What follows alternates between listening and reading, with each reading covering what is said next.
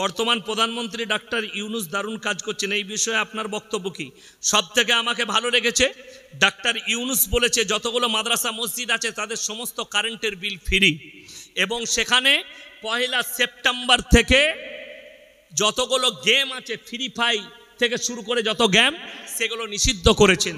আর একটা তারিখ দিয়েছেন, সেই তারিখ থেকে বাংলাদেশের পর্নো সাইটকে অফ করে দেওয়া হবে, পর্নো কেউ দেখতে পাবে না। জোরে বলুন সুবহানাল্লাহ।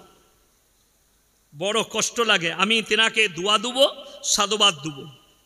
ছাত্র আন্দোলন জীবন দিল আবু সাইদ যুগ্ন, এদের কি শহীদ বলা যাবে? যদি সে দেশের স্বার্থে দিনের স্বার্থে যদি জান দিয়ে থাকে এবং সে যদি মুমিন ব্যক্তি হয় অবশ্যই তিনি শহীদ। একজন ইমানদার যদি দেশের জন্য প্রাণ দেয় তাকে শহীদ বলা যাবে। বাংলাদেশে বন্যা ক্ষতিগ্রস্তদের জন্য শেখ আহমদুল্লাহ সাহেবের ফাউন্ডেশনের সম্পর্কে আপনার মন্তব্য কি? তিনার কাছে 100 কোটি টাকা এসছে, গরিবদের অনেক উপকার। শুধু বাংলাদেশ নয়, আমাদের বাংলাদেশ ভারতের যতগুলো জায়গায় বন্যা হয়েছে, মানুষ ক্ষতিগ্রস্ত হয়েছে, আমি দোয়া করব আল্লাহ সকলকে তুমি উদ্ধার করো, সকলকে তুমি ওই বিপদ থেকে উদ্ধার করো। এই যে দুর্যোগ আমাদের কাল রাত্রি থেকে শুরু হয়েছে, আল্লাহ তুমি আমার বর্তমান জেলা থেকে শুরু করে পশ্চিম বাংলার সমস্ত মানুষকে তুমি হেফাজত করো। জোরে বলুন আমিন। এবং ভারতের গুজরাট থেকে শুরু করে যত জায়গায়, ভারত, গুজরাট, মধ্যপ্রদেশ, যত জায়গায় বন্যা হচ্ছে, রাজস্থান, বাংলাদেশ, আল্লাহ সমস্ত বন্যা দুর্গত যত মানুষ আছে যারা বিপদে আছে তুমি বিপদ থেকে উদ্ধার করো। আল্লাহ তুমি আমাদের ইমানকে মজবুত করো, শিরক আর বিদআত মুক্ত জীবন গড়ে দাও। পর্দা মুসলমানদের কত সুন্দর মায়েদের, ওটা একবার বিগ বাজারে গিয়ে 2 মিনিট বসলেই বুঝতে পারবে। কি বুঝলেন? সব মনে হচ্ছে দুলা ভাই যাচ্ছে, জিন্সের প্যান্ট আর গেঞ্জি। শুনেলেন আমার মায়েরা, আমি শেষ বলছি, কোরআনে আছে ওয়াদরিব খুমুরিহিন্না আলা জুনুবিহিন, হে নারী তুমি পর্দা নির্ধারিত করো, তোমরা কোনোদিন ধর্ষিতা হবে না, তোমরা কোনোদিন লাঞ্ছিত হবে না। একটা মিডিয়া আছে, সে এবিপি একজন অ্যাঙ্কার, তার নাম হচ্ছে রুবিকা লিয়াকত। একে যদি কেউ মুসলমান ভাবেন, ই হচ্ছে কাফের এবং বেঈমান। একে যে মুসলমান ভাববে তার ইমান চলে যাবে। এ একটা প্রোগ্রামে একজন মুসলমানকে জিজ্ঞেস করছে, সাধারণ ছেলেকে, कुरान में कहाँ लिखा है पर्दा के बारे में, कुरान में कहाँ लिखा है हिजाब के बारे में? तुझे कौन बोला कि तू हिजाब पहन ले, तू तो नंगा घूम ले, ये हमारे क्या, हमसे क्या फर्क पड़ता है? लेकिन अगर पूछती हो, अगर हिम्मत है तुम लोग में, तो एक मर्तबा हमारे जैसा बाप के बेटा मौलवी से बैठ के दिखाओ, फिर तुमको हम छट्टे के दूध याद दिला देंगे इंशाल्लाह। तुम तो किससे बैठती हो और किससे सवाल पूछती हो? उसको तो इस्लाम के बारे में कुछ पता नहीं। और कुरान कहता है वद्रिब खुमुरिहिन्ना अला जुनूबिहिन, हे नारी, हे औरत, तुम अपने आप को ढाक लो। महिलारा তোমরা নিজেদিকে ঢেকে লাও, তোমরা কোনোদিন ধর্ষিত হবে না, লাঞ্ছিত হবে না। বড় কষ্ট লাগে। পর্দা শুনেলেন, সব থেকে বেশি মায়েরা জাহান্নামে যাবে বেপরদাহির কারণে। এটা রাসূলের হাদিস। সব থেকে বেশি জাহান্নামে যাবে যে নারীরা, তারা বেপরদার কারণে। যে মেয়েরা মাথা চুল প্যাট পিট খুলে বাজারে ঘুরে বেড়ায়, কিয়ামতের দিনে আল্লাহ ওই অঙ্গগুলো আগুন দিয়ে ঢাকবেন, ওই অঙ্গগুলো আগুন দিয়ে ঢাকা হবে। যে বাপরা নিজের সন্তানকে, নিজের মেয়েদিকে পর্দার নসিহত করে না, ওই বাপরাও কিয়ামতের দিনে পাকড়াও হবে। যারা নিজেদের স্ত্রীকে পর্দায় রাখে না, তারাও কিয়ামতের দিনে পাকড়াও হবে। আমার ভাই, পর্দা ইসলামে ফরজ না ফরজ নয়? মুসলমান জানে ফরজ পর্দা করা, কিন্তু কষ্টটা কোথায় জানেন? ঈদের সময় দত্ত সেন্টারে খালা আর খালু ঘরে। ঠিক বললাম না ভুল বল? হ্যাঁ, খালু ঘরে আর খালা দত্ত সেন্টারে। আমি দুটো উদাহরণ দেবো। এটা আমার চাস্তো ভাই, আবার আমার ক্লাস ফ্রেন্ড, একসঙ্গে পড়েছি, আবার এখন একসঙ্গে মাদ্রাসায়, আমার আব্বার মাদ্রাসাতে, উনিও শিক্ষক আমিও শিক্ষক, আমরা ক্লোজ বন্ধুও বলতে পারে। মানে এখন এরকম বসে আছে গম্ভীরভাবে, আমরা খুব মজাক করি, একসাথে খাই, এক প্লেটে খাই। তো ধরে নেন আমার ক্লোজ বন্ধু, আমারও বউ আছে, ওরও বউ আছে। এরপর আচ্ছা বন্ধুতে মজাক হয় বললাম, হয় না? ক্লোজ বন্ধু থাকলে মজাক হয়। খুব সূক্ষ্মভাবে বুঝবেন, পর্দাটা বুঝাচ্ছি। একে আমি বললাম, ভাই তোর বইয়ের ব্লাউজের সাইজ কত? আচ্ছা সম্পর্ক থাকবে না ছিন্ন হবে? জোরে বলুন। ছিন্ন হবে? 1 মিনিটের লেগে মেনে নিলাম। আমার উপরে রেগে গেল, তোমার সঙ্গে সম্পর্ক রাখা যাবে না, তুমি এত বড় কথা বলেছো আমার বইয়ের লেগে। বড় দুঃখ লাগে হে মুসলমান ভাই, আপনার বন্ধু খালি বলেছে তোর বইয়ের ব্লাউজের সাইজ কত, তার সঙ্গে সম্পর্ক ছিন্ন করছো, অথচ তুমি ঘরে বউকে বাজারে পাঠিয়েছো ব্লাউজ কিনতে, একটা পর পুরুষ বসে আছে, তোমার বউ গিয়ে বলছে আমার 34 সাইজের ব্লাউজ দাও, তখন তোকে লজ্জা লাগে না? কথা বুঝাতে পারলাম? কথা বুঝতে পেরেছেন? গুদা বাংলায় বায়ান করছি আমি শুদ্ধ বাংলার লোক নয়, আর বর্ধমান জেলার লোক আমি। যদি মনে করেন যে ইয়াসিন সাহেবের কি পাওয়ার আছে, আমি এই নীলপুরি পাওয়ার দেখাতে পারি। আমারও আত্মীয় আছে নীলপুর, আছে না? নাই আপনারা সবাই তো, কেন? এক মমিন আর এক মমিনের ভাই ভাই, জোরে বলুন সুবহানাল্লাহ। ওই জন্য আমি ভয় করে কেউ কি কথা বলি নাই। আমি আপনাকে বুঝাতে চাইছি পর্দাটা। হ্যাঁ আমার মায়েরা, 3টে কারণ ছাড়া মেয়েরা বাড়ির বাইরে যেতে পাবে না। কটা বললাম? 3টে। নাম্বার 1, সেটা হচ্ছে যদি শরীর খুব অসুস্থ হয়, পর্দার সহিত ডাক্তারের কাছে যাবে। কিসের সহিত বললাম? পর্দার সহিত ডাক্তারের কাছে যাবে। নাম্বার 2, কাছের কোনো নিকটবর্তী আত্মীয় যদি মারা যায়, তাকে দেখতে যেতে পারবে, কাছের নিকটবর্তী আত্মীয়। কিন্তু আমাদের রোগ একটা আছে মায়েদের, কি কোথাকার কে মরেছে জানে না, ও শাড়ি পরে গাড়িতে বসে পড়লো, বেটা বলছে কোথায় যাচ্ছি গো, বলছে তুই জানি না গলসিতে মরেছে, কে হয়? বেটা জানে না কে হয়, স্বামীও জানে না। ও বলছে তোর বাপের বোনের বিটির ফুপুর অমুকের বিয়ানে তমুক, বাস একটা সম্পর্ক করে দিলি হলো।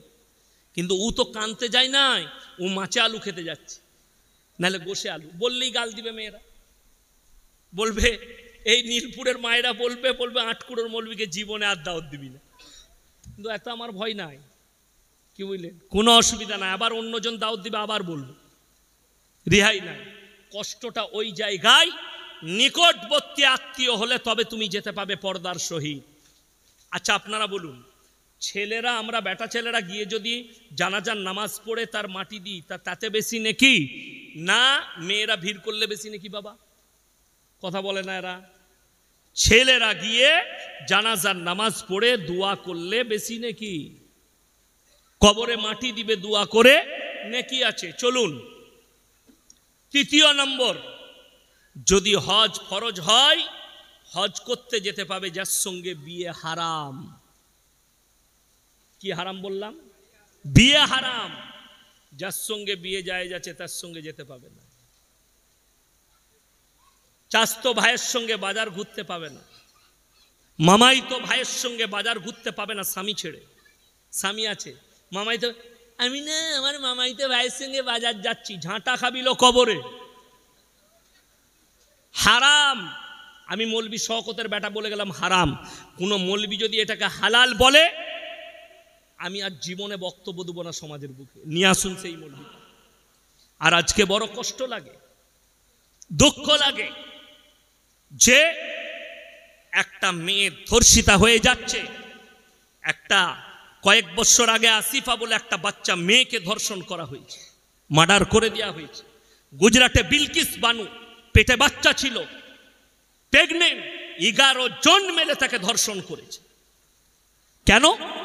দেশে বিচার নাই, তাদেরকে ষাঁড়ের মতো জেলে পালা হয়।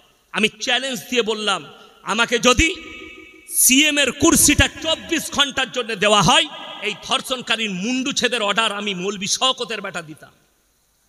যদি আমাকে 24 ঘন্টার জন্য দেওয়া হতো, মুন্ডু ছেদ করে দেওয়া হতো, তাদের ক্রাইম থাকতো না, চুরি থাকতো না। যদি কোরআনের কানুন চালু করা হয়, আমি বলে যাচ্ছি, যদি 48 ঘন্টা কোরআনের একটা আইন চালু করে দেখো, তাদের মুন্ডু ছেদ করা হবে, তারা ধর্ষণ করেছে, যারা অন্যায়ভাবে ধর্ষণ করেছে। ওই জন্য কোরআন শুনেলেন, কত বড় বার্তা দিয়েছে কোরআন জানেন? ওয়ালা তাকরাবুজ জিনা ইন্নাহু কানা ফাহিশা ওয়া সা সাবিলা। ব্যভিচার করা তো দূরের কথা, যে রাস্তায় ব্যভিচার হয় সে রাস্তার ধারে পাশে যাতায়াত করো না। আমি কালকে পুরুলিয়া ডিস্ট্রিক্ট গিয়েছিলাম। কোথায় বললাম? পুরুলিয়া। কোথায়? হাইওয়ের ওপরে আসানসোলের ভেতর দিয়ে গেলে নিয়ামতপুরের ওপর দিয়ে যেতে হবে, যেখানে নিষিদ্ধ পল্লী আছে আসানসোলে। বড় কষ্ট লাগে। আমি 10 কিলোমিটার থেকে 15 কিলোমিটার বেশি রাস্তা ঘুরে গেছি, কিন্তু ওই ভেতর দিকে যাইনি। কেন? যদি এটার বাদাউলতে আল্লাহ কিছু দেয়। আজকে মুসলমান, হাই রে মুসলমান, তুমি নিজের যৌবনটাকে জিনাতে আপনি খরচ করছেন, আল্লাহর কাছে হিসেব লাগবে না? আপনাকে হিসেব লাগবে। পরকীয়ায় নষ্ট করছেন। আমি মায়ের দিকে অনুরোধ করব, কিয়ামতের দিনে পাকড়াও হবেন আল্লাহর কাছে। স্বামীকে ধোঁকা দিয়ে যারা পরকীয়া করছে তারা ধরা পড়বেন, নিজের পরিবারকে ধোঁকা দিয়ে যারা পরকীয়া করছেন ধরা পড়বেন। আর একটা কথা বলে দিই, মুসলমান দিকে বার্তা দিই। আল্লাহর নবীর হাদিস, আখরি যাওয়া নাই এক শ্রেণীর আলেম বের হবে, তাদের দ্বারাই জিনা থেকে শুরু করে পাপ কাজ বাড়বে, আর তারাই হবে জাহান্নামের প্রথম খোরাক।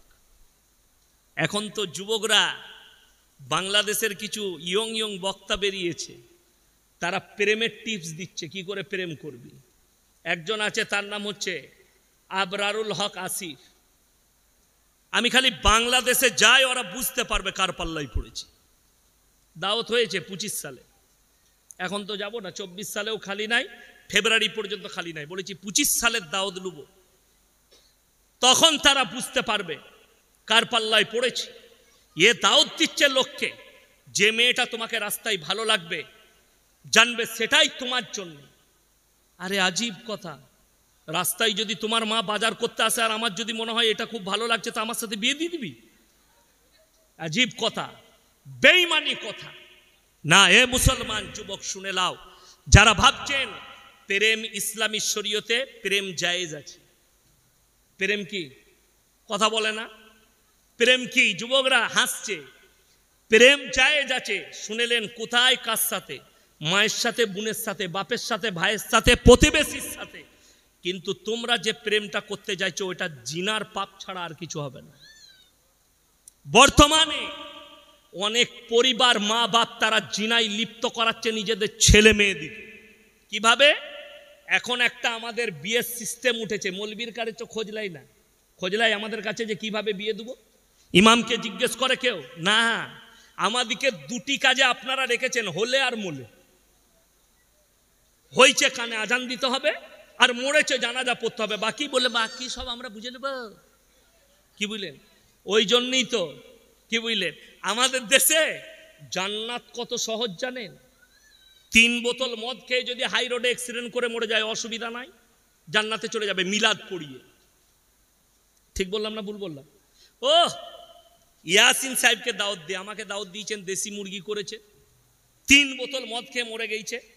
আমাকে বললে অ্যাক্সিডেন্ট হয়ে মরেছে। আমি এখন মিলাদের শেষে দোয়া করছি, আল্লাহ তুমি তাকে জান্নাতি করো, জান্নাতুল ফিরদৌস দান করো, আল্লাহ তুমি তাকে শহীদের মর্তবা দাও। দিয়ে খেতে বসেছি। ভাই কি করে মরল বাপ? ছেলে খুব খারাপ, 3 বোতল মদ খেয়ে অ্যাক্সিডেন্ট করেছে। আমি তোবা তোবা, কাকে দিলাম বে জান্নাতে আমি? বড় কষ্টের বিষয়। তো হুজুর আগে মার খাবে না? খাবে না? আগে আমাদের মতো হুজুরকে মারবে। বড় কষ্টের বিষয়। আপনি মনে করছেন হুজুরকে হায়ার করে মাতালকে জান্নাতে পাঠাবো? যে মদের ভাটিতে জীবন কাটিয়েছে, যে গাঁজার ভাটিতে জীবন কাটিয়েছে, তাকে বলছেন জান্নাতে দেবো? কোরআন শোনাবো আপনাদিকে, চোখ দিয়ে পানি আসবে। পৃথিবীর যিনি শ্রেষ্ঠ ব্যক্তি, পৃথিবীর যিনি শ্রেষ্ঠ ব্যক্তি, তিনি হচ্ছেন হযরত মুহাম্মদ মুস্তাফা। সকলে বলুন সাল্লাল্লাহু আলাইহি ওয়াসাল্লাম। আচ্ছা, নবীজির থেকে দামি লোক এসছে পৃথিবী থেকে? কিয়ামতের সকাল পর্যন্ত কেউ আসবেন? জোরে বলুন না সুবহানাল্লাহ। চলুন আল্লাহর নবীর কাছে একজন সাহাবী ছুটে এলেন, ইয়া রাসূলুল্লাহ, ইয়া হাবিবাল্লাহ, আপনার চাচা যান যেন মৃত্যুর শয্যায় শুয়ে আছেন। নবীজি ছুটে এলেন আর চাচার হাতটা টিপে ধরে বললেন, চাচা তুমি একবার কলমা পড়ে নাও, একবার কলমা পড়ো, আমি আল্লাহর কাছে কেঁদে কেঁদে তোমার জন্য দোয়া চাইব। আল্লাহর নবী চাচা যান, তিনি বললেন, আমি যদি বার্ধক্যে কলমা পড়ি লোকে বলবে মৃত্যু ভয়ে কলমা পড়েছে, আমি কলমা পড়তে পারবো না।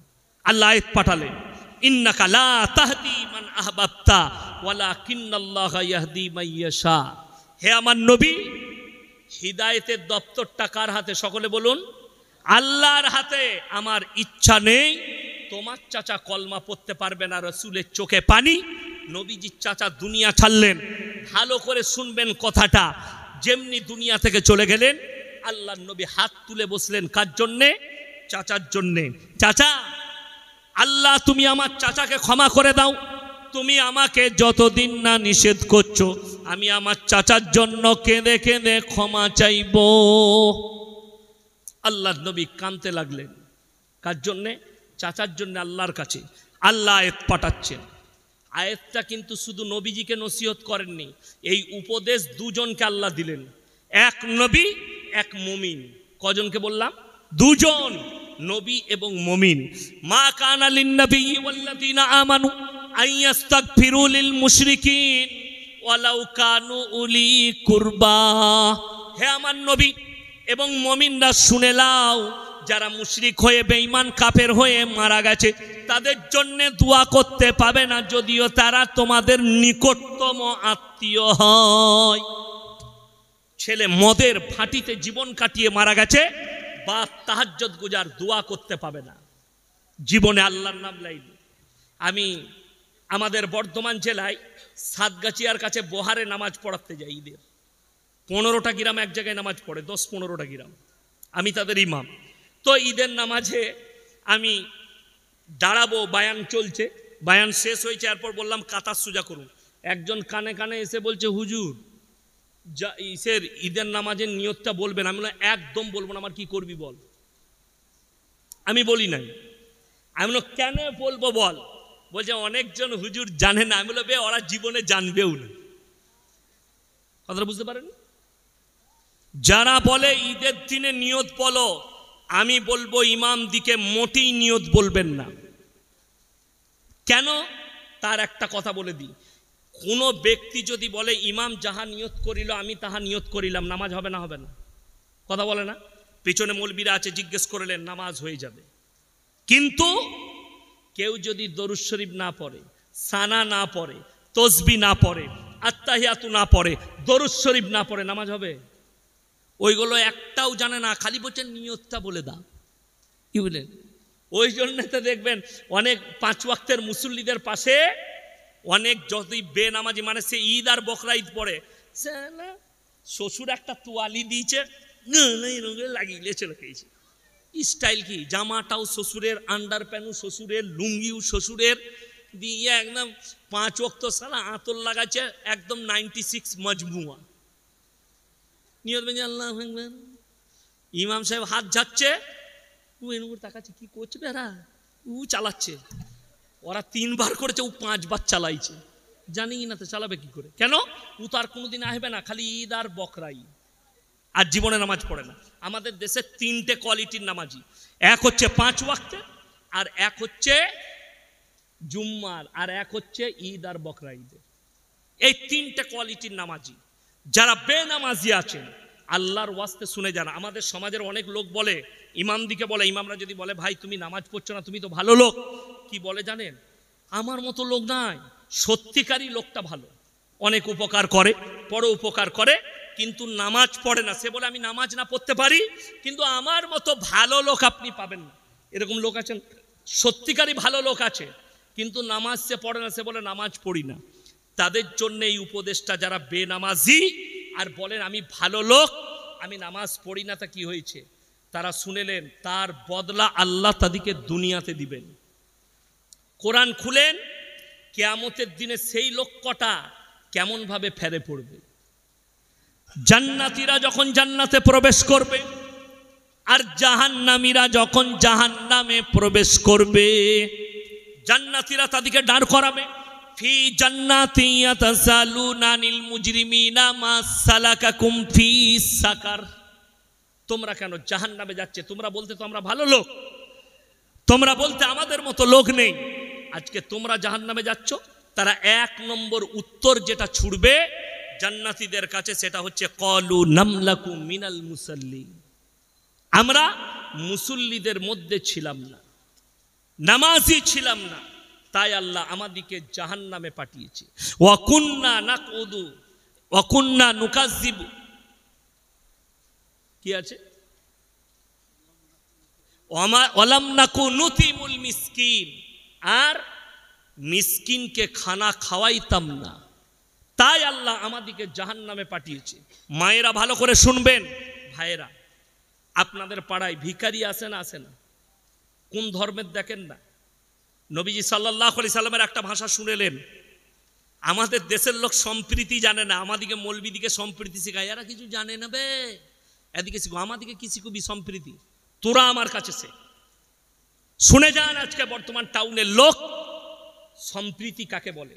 রাসূল আকরাম সাল্লাল্লাহু আলাইহি সাল্লাম বললেন, তোমরা দেখো না তোমার পাশে কে বসবাস করছে, সে দলিত হোক, আদিবাসী হোক, অমুসলিম হোক, খ্রিস্টান হোক, সে যদি ক্ষুধার্ত হয় খাবার দাও, বস্ত্রহীন হলে বস্ত্র দাও, বিপদে পড়লে তার পাশে দাঁড়াও। এটাই হচ্ছে নবীজির আদর্শ এবং ইসলাম। এটার নাম সম্প্রীতি, এটার নাম হচ্ছে সম্প্রীতি।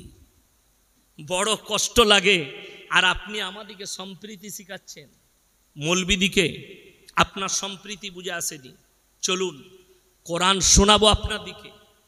মিসকিন আপনার দরজায় হাত পেতেছে, হে আমার মুসলমান ভাইয়েরা, যদি আপনার কাছে কেউ হাত পাতে, তুমি দেখো না, অনেক লোক আছে, ওই তোদের অভ্যাস দাঁড়িয়ে গেছে, রোজ চলে আসছিস ভিক্ষা করতে। এইটা কত খারাপ কথা আপনি ভাবতে পারবেন না। আপনি যখন 1 টাকা দান করবেন, মনে মনে আপনাকে চিন্তা করতে হবে, আল্লাহ আমাকে দেনেওয়ালা বানিয়েছো, আমাকে চাহনেওয়ালা বানাওনি। আমি হাত পাতিনি, আল্লাহ আমি হাতে দিচ্ছি, এটা আল্লাহর তোমার কৃপা যে আমাকে দেনেওয়ালা বানিয়েছো, আমাকে ভিক্ষা করনেওয়ালা বানাওনি। শুকর আদায় করবেন। হে আমার মায়েরা, তোমার দরজায় যদি কোনো ভিক্ষুক নাড়া দেয়, যদি কাজে ব্যস্ত থাকো, তারপরও তাকে দুটি তোমার যেটুকু আল্লাহ দিয়েছে তুমি দাও। অনেক মায়েরা কি বলে জানেন, কাজ করছি গো, পরে আসবে। তোমার কাজ যদি মালাকুল মউত আসে, কি বলবে? দাঁড়া, হাঁড়িটা মাইছি, পরে জানটা কবজ করবি, বলবে? ওই জন্যে মাদ্রাসাওয়ালা আসুক আর ভিক্ষুক তোমার দরজায় আসুক, তুমি সব কাজ ফেলে দিয়ে তাকে দুটি দাও, তার প্রয়োজন মিটাও। এই জন্য ভাববেন যে আমার দরজায় যা এসছে, আল্লাহ তুমি আমার দরজায় একজন মুসাফিরকে এনেছো, আমাকে মুসাফির বানিয়ে তার দরজায় নিয়ে যাও। আল্লাহর কৃপা। মাদ্রাসাওয়ালা তোমার দরজায় এলে তুমি হাত বাড়িয়ে দাও। তোমার 1 টাকা দিবার সুযোগ আছে, তুমি 1 টাকা দাও। 5 টাকা দিবার সুযোগ আছে, তুমি 5 টাকা দাও। ওই জন্য বড় কষ্ট লাগে। আমাদের বর্ধমানে, আমি নাম করব না টাউনে কোথায়, 50 টাকা করে মাদ্রাসার বিল কাটে, আলেম দিকে রাস্তায় রোদে দাঁড় করিয়ে লাইন দিয়ে দাঁড় করায়। আমি বলেছি আমার মাদ্রাসা শিক্ষককে, ওকে শুনিয়ে দিবেন। শওকত সাহেবের ছেলে বলছিল, তুমি কত টাকা যাকাত দাও? তুমি যে যাকাতটা পুরো দাও, পুরো রমজান মাসে একটা মাদ্রাসাকে সেই যাকাতটা দেয় এসিতে বস করিয়ে হাওড়া জেলায় হাজি শাহানুর উস্তাখা, জাহাঙ্গীর লস্কর পাচুরে, এসএন আলম নুর আলম ভাই মিটিয়া বুরুজে, একটা মাদ্রাসাকে তত টাকা যাকাত দেয়। আমার কাছে আমার বিল দেখলে আপনার মাথায় তাক লেগে যাবে। একটা বিল কাটি 50,000, আর একটা বিল কাটি 50,000, 1 লাখ টাকার বিল কাটি। তারা আলেম দিকে এসিতে বসিয়ে টাকা দেয়। হুজুর, আমাকে তো হাওড়া হাই সাহেব বলে, হুজুর দীঘাতে 2খানা হোটেল আছে, একটা আছে খব কটেজ, একটা আছে রাজা হলিডে ইন। আমি দীঘার দিকে জলসা করতে গেলে আমি ওনার হোটেলে থাকি রাত্রে, আবার জলসা করি। আমাকে ব্যাটা ব্যাটা করে, এত আলেম দিকে শ্রদ্ধা করে, এত ভালোবাসে, ডেকে যাকাত দেয়। আর আমাদের দেশে লোক মৌলবি দেখলে লুকিয়ে পড়ে, পড়ে না? আরে আলুর সিজনে এই বছরে আলুর দাম বেশি না কম? যে বছরে আলুর দাম বেশি, খালি ফোন করছি মেমারিতে, ভাই কই গো? বলছে ঘরে নাই। ভাবি ভাই কই? বলে ঘরে নাই। আর যে বছরে আলুর দাম 100 টাকা, খালি আমাকে 50 বার ফোন করছে, হুজুর 20 বস্তা আলু রেখেছি, 20 বস্তার দাম 2000 টাকার ভাড়া 2200 টাকা। আমি বললাম তুই টাকাটা ওইটা বেচে দিয়ে তুই টাকাটা নিলাম, এখানে কিনে লু, ভাড়া তো লাগবে 2000 টাকা। আর যে বছরের দাম বেশি আর ফোন তুলবে না, মুসলমানের রোগ। হাই রে, যদি তোমার কাছে 1 করোড় টাকা আছে, তুমি 2.5 লাখ টাকা তুমি জাকাত বার করো, পরের বছরে আল্লাহ এত বরকত দিবে যে তুমি 2 কোটি জাকাত দিবে। ওই জন্যে দ্বিতীয় নম্বর হচ্ছে ওয়ালাম নাকু নতিমুল মিসকিন, মিসকিনকে সবাই খানা খাওয়াবো, জোরে বলুন ইনশাল্লাহ। তারা বলবে আমরা মিসকিনকে খানা খাওয়াইনি, আল্লাহ জাহান্নামে পাঠিয়েছে। ওয়া কুন্না নাখুদু মাল খাইদিন, এইটা হচ্ছে বড় প্যাথেটিক। তারা বলবে দাড়ি টুপি নামাজি মুসল্লিদিকে দেখে হাসি ঠাট্টা বিদ্রুপ করতো, তাই আল্লাহ আমাদিকে জাহান্নামে পাঠিয়েছে। অনেকজন দাড়িওয়ালাকে দেখে, টুপিওয়ালাকে দেখে, আমাদের মতো মলবিকে দেখে চায়ের দোকানে বসে হাসি ঠাট্টা মজাক করে, মজাক উড়োয়, ভিখারি বলে। তারা শুনে নাও, তাদের জন্য তারা বলবে ওয়ালাম নাকু নতিমুল মিসকিন ওয়া কুন্না নাখুদু মাল খাইদিন, আমরা দাড়ি টুপিওয়ালাদের নামাজিদের মজাক উড়াতাম, তাই আল্লাহ আমাদিকে জাহান্নামে পাঠিয়েছে। ওয়া কুন্না নুকাজ্জিবু বিয়াউমিদ্দিন, আর কিয়ামতের দিনকে, বিচারের দিনকে মিথ্যা ভাবিতাম, তাই আল্লাহ আমাদিকে জাহান্নামে পাঠিয়েছে। ওয়াকফ বোর্ডের সম্পত্তি কেড়ে নেওয়ার জন্য সরকার পদক্ষেপ নিচ্ছে, আপনার মন্তব্য কি? দেখুন, এটা খুব গুরুত্বপূর্ণ একটা প্রশ্ন এসছে। আমরা জানি আগামী জুম্মার দিন কালকে রাত 12টা পর্যন্ত টাইম ছিল কিসের? আমাদের কাছে, সবারই কাছে, আপনাদের ইমামের কাছে খোঁজ নিয়ে নেবেন, একটা কোড এসছে ভোট দিবার জন্য। ভারতের সম্পত্তি মানে কত কার সম্পত্তি আছে, সর্বপ্রথম সরকারের সম্পত্তি হচ্ছে রেল 1 নম্বরে, 2 নম্বরে হচ্ছে ডিফেন্স মিলিটারি, যেটাকে আমরা গোদা বাংলায় বলি, 3য় নম্বর হচ্ছে ওয়াকফ সম্পত্তি। এই ওয়াকফ সম্পত্তির ওপরে বিল পাস করতে চলেছে সরকার, আমরা তীব্র নিন্দা জানাই এবং বিরোধিতা করি। এবং আপনাকে বলে দিই, আগামীকাল 15 তারিখ রাত 12টা পর্যন্ত টাইম আছে। যারা জানেন না তারা ইমামের কাছে, আলেমদের কাছে এসে সেখানে গুগল থেকে স্ক্যান করে আপনি ইমেলে ভোটটা দিয়ে দেন। সবাই দিবেন তো? জোরে বলুন ইনশাআল্লাহ। জানেন দুঃখের বিষয় কি? আমাদের কাছে ওপর থেকে, দিল্লি থেকে, মুম্বাই থেকে, দেওবন্দ থেকে যে সার্কুলার এসছে মোবাইলে, সব থেকে কম ভোট পশ্চিম বাংলায়। এটা আমাদের আলেমদের জন্য দুঃখজনক, দুঃখজনক। আমি নাম করব না, আমাদের মুসলমানদের আলেমদের অনেকগুলো সংগঠন আছে। আমি আমার বর্তমান জেলায় দক্ষিণবঙ্গে কোনো আলেমদের তৎপরতা দেখতে পাইনি, একমাত্র মুর্শিদাবাদ জেলা আমি তাদের তৎপরতা দেখেছি। মুফতি নাজমুল হক সাহেব আমার বড় ভাই, খুব কাছের মানুষ, মুর্শিদাবাদ জেলা জমিয়তের সম্পাদক, এবং মুর্শিদাবাদের আলেমরা রাস্তায় রাস্তায় গিয়ে মানুষের মোবাইল নিয়ে সেখান থেকে ভোট দিয়েছে। আমি বর্ধমানেও দেখতে পাইনি, আর আমার গলসিতেও দেখতে পাইনি। জানি না কারা চেয়ার নিয়ে বসে আছে, তাদেরকে অনুরোধ করব, এই চেয়ারটা যদি ইয়াসিনকে দেন, এই চেয়ারটা শুধু বসার জন্য নয়, কওমের জন্য চিন্তা করার। আজকে মানুষ পদের লোভী হয়েছে, কিন্তু পদের অপব্যবহার করে। ওই জন্যে আমি বলে যাব, প্রত্যেকটা মুসলমান ভাইয়ের দায়িত্ব, আপনারা কালকে রাত 12টার আগে আগে স্ক্যান করে ভোটটা দিয়ে দিবেন। সকলে জোরে বলুন ইনশাআল্লাহ। তা না হলে জেনে রেখে দেন, আপনার মসজিদ, ছোট নীলপুরের মসজিদ থাকবে না। সরকার যদি বলে কালকে আমার প্রয়োজন, ডজার দিয়ে ভেঙে দিবে, আপনাকে বলবে অন্য জায়গায় মসজিদ করে দিচ্ছি। মসজিদ আপনার বর্তমানে ওয়াকফ সম্পত্তি কলকাতায় বড় দুঃখের বিষয়। বর্তমানে পৃথিবীর 10টা বড় লোকের মধ্যে ভারতের একজন আছেন, তিনি হচ্ছেন আম্বানি, মুকেশ আম্বানি। বোম্বেতে যে বাড়িটা আছে, সেই বাড়িটা আছে এতিমখানার ওপরে, যেটাকে 2 নম্বরই করে কিনেছে, তার ন্যায্য মূল্য দেওয়া হয়নি। তারা চাইছে এই ওয়াকফ বিল পাস করিয়ে এই সম্পত্তিগুলো সব পুঁজিপতিদের পেটে ভরে দিবে। আমরা ইনশাল্লাহ হতে দেব না। জোরে বলুন ইনশাল্লাহ। আপনি ভোট দেন, আপনার মূল্যবান। আজকে তো একটা বাড়িতে 2-3টে করে অ্যান্ড্রয়েড মোবাইল, ঠিক বললাম না ভুল বললাম? তো আপনার বাড়িতে যদি 3টে মোবাইলে 3টে ভোট যায়, মানুষের কতটা মূল্য হতে পারে, সেই ভোটের মূল্য আপনি এখন বুঝবেন না। তখন আপনার চোখের সামনে থেকে সব কিছু কাড়া যাবে, তখন আপনি চোখের পানি ফেলাবেন। মাথায় রাখবেন, ওই সম্পত্তি শুধু একটু আটটু নয়, হিসেবটা বলে দিই, 9,40,000 একর জমি আছে। ভাবতে পারেন 9,40,000 একর জমি শুধু ওয়াকফ সম্পত্তি আছে আমাদের, আপনি অনুভব করতে পারবেন না। যদি সরকার বলে তোমাকে কিচ্ছু দেবো না, যদি খালি আমাদের ওয়াকফ সম্পত্তি দিয়ে দেয়, সেই টাকায় প্রত্যেকটা মুসলমানের সংসার প্রতি বছর 1 লাখ করে পাবে ভারতের মুসলমান। জোরে বলুন না সুবহানাল্লাহ। এত সম্পত্তি আছে।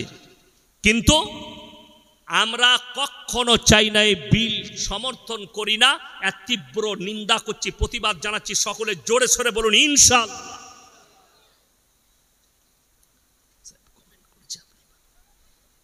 হুজুর সাহেব কমেন্ট করেছে, আপনি বাংলাদেশে কবে আসবেন হুজুর? আপনি হক কথা বলেন। আলহামদুলিল্লাহ, আমি বাংলাদেশে অনেক ফোন আসছে দাওয়াতে। আমার 2025 সালের ফেব্রুয়ারি পর্যন্ত একটাও ডেট খালি নেই। 2025 সালের সেপ্টেম্বর, অক্টোবর, নভেম্বর, ডিসেম্বর, 26 সালের জানুয়ারি, ফেব্রুয়ারি যারা বাংলাদেশের ডেট নিবে ইনশাল্লাহ ডেট দেবো। হুজুর আপনার দোয়া কবুল হয়েছে, হাসিনা পদত্যাগ করেছে, এই বিষয়ে কিছু বলুন। কি বলবো? আল্লাহ দেখুন, জালিমদের যতজন পৃথিবীতে জালিম এসছে, আল্লাহ তাদেরকে ধ্বংস করেছেন। ফেরাউন ধ্বংস হয়েছে না টিকে আছে? কথা বলেন। ফেরাউন চেয়েছিল মুসাকে ধ্বংস করতে, আল্লাহ তাকে ধ্বংস করে দিয়েছে। ফেরাউন চেয়েছে মুসাকে মিটাতে, আল্লাহ তাকে মিটিয়েছে। নমরুদ চেয়েছে ইব্রাহিম নবীকে জ্বালাতে, আল্লাহ তাকে মিটিয়েছে। জোরে বলুন সুবহানাল্লাহ। হাসিনা চেয়েছে বাংলাদেশের আলেমদিকে শেষ করতে, আল্লাহ তাকে দুপুরের ভাতটাও খেতে দেয়নি। এর থেকে বড় রব আপনার সিজদায় পড়ে কাঁদা দরকার, আল্লাহ তাকে দুপুরের রান্না ভাতটাও খেতে দেয় নাই, দেশ ছেড়ে পালাতে হয়েছে। জোরে বলুন সুবহানাল্লাহ। ভারতে তিনি আশ্রয় নিয়েছে, জানি না কোথায় আছে, ভারতে আছে না বিদেশে আছে, যেখানেই থাকুক আল্লাহ কিন্তু রেহাই দিবেন না। আল্লাহর মার বড় কঠিন মার। ওই জন্যে প্রত্যেকটা ভাই আজকে হাত তুলে বলুন, আজ থেকে আমরা সবাই 5 ওয়াক্তের নামাজি হব। জোরে বলুন তো ইনশাআল্লাহ। সবাই হাত তুলেন, জোরে বলুন ইনশাআল্লাহ। আমি আমার যুবক থেকে বলবো, খাস করে এই জালসার যত কমিটি আছেন সকলকে অনুরোধ করব, 5 ওয়াক্তের নামাজি হন। তা না হলে আমাদের নিয়ত হচ্ছে বছরে একটা করে জলসা করব, আর ভালো ভালো বক্তা আনবো। লোকে বলবে সালা বক্তা একখানা এনে হলো, নামাজ বলে ওটার বার কি পড়বি বে, দোয়া করে দিয়ে চলে গেছে, হয়ে গেছে। কথাটা বুঝতে পারেননি না? যদি মনে করেন ইয়াসিন ভাইকে নিয়ে এলাম, দোয়া কবুল হয়ে যাবে, দোয়া কবুলিয়াতের জন্য হালাল খাবার প্রয়োজন, তোমাকে নামাজি হতে হবে, তবে দোয়া কবুল হবে। যদি নিয়ত করেন আমরা আগামী ফজর থেকে নামাজ আর ছাড়বো না, আজকের জলসা কামিয়াব, সব কামিয়াব হয়ে যাবে।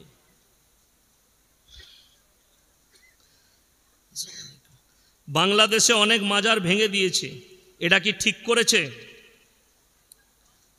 দেখুন, সর্বপ্রথম বলি, হাজী সাহেব আছেন তো? আছেন। মক্কা থেকে মদিনা 430 থেকে 450 কিলোমিটার, 470 কিলোমিটার রাস্তা, তাই? একটাও মাজার দেখেছেন? একটাও মাজার নাই। আর আমার বাড়ি থেকে বর্ধমান 30 কিলোমিটার রাস্তা, 30,000-এর বেশি মাল আছে। ঠিক বললাম না ভুল বললাম? আর ভারতে যদি 1 লাখ মাজার থাকে, 95,000 মাজারে মাল নাই, ফাঁকা। আমি বললে আমাকে খারাপ বলবে, বড় কষ্ট লাগে। দেওয়ানবাগি একজন পীর আছে, তার মাজারটা ভেঙেছে। যারা ভেঙেছে তারা শহীদের দরজা পাবে আল্লাহর কাছে। যারা মাজার ভেঙেছে তারা আল্লাহর কাছে বড় নেকি পাবে, এর মধ্যে কোনো সন্দেহ নেই। যারা ডিপি, আমি একবার বীরভূমে একটা জলসাই বলেছিলাম, আজকে সব থেকে বড় channel MD Rizwan, MD Abdullah, Muslim সাতসিয়াচি, এরা এসছে, রামিজ মিডিয়া সব এসছে 24 পরগনা বীরভূম থেকে। আমি বলেছিলাম এক জায়গায় যে আমাদের বর্ধমান জেলায় এমন একটা গ্রাম আছে যে প্রত্যেক ঘরের সামনে একটা করে ঢিপি, ঘরে জামাই এইছে, সে রাতের বেলায় বউকে বলছে, হ্যাঁ গো তোমাদের ঘরে পিসাবখানা নাই? বলে না। মুতবো কোথায়? বলে যেখানে পারবে মুতো। দে বলছে এগনেতে ওই কোনটাই মুতে দিই? বলে না, ওখানে একজন পীর সাহেব আছে। সে গেছে এগনের বাইরে, বলছে না ওইখানেও একজন পীর সাহেব, মানে সব জায়গায় একটা করে ঢিপি। জামাই বললে শালা গায়ে থাকবই না। সে রাতের বেলাতেই পালিয়ে গেছে, গোটা গায়ে পীর শুয়ে আছে, বলছে মুতবো কোথা। এই হচ্ছে তাদের হাল। আচ্ছা শুনেন, আমি কিন্তু পীর বিরোধী নয়, বাস্তব কথা বলছি। মক্কা থেকে মদিনা, শুনেলেন, সব থেকে দামি ওলিরা পৃথিবীর মক্কা মদিনায় শুয়ে আছে, ঠিক কিনা?